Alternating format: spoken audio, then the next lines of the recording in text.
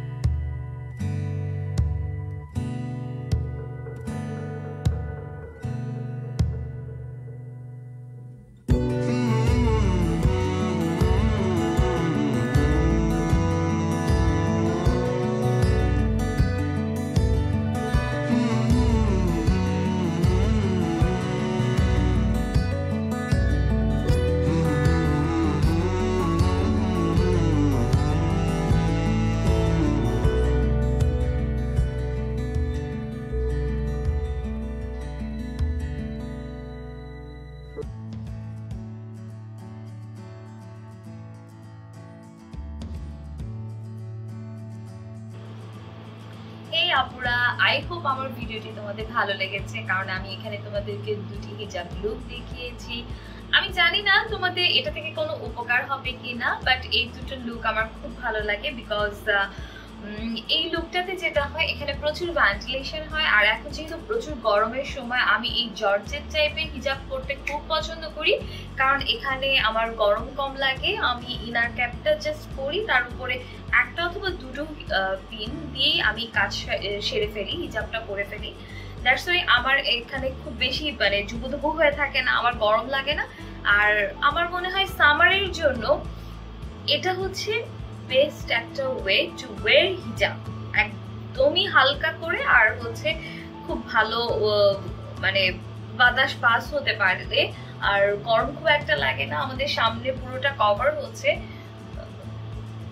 That's why I like this way to wear hijab.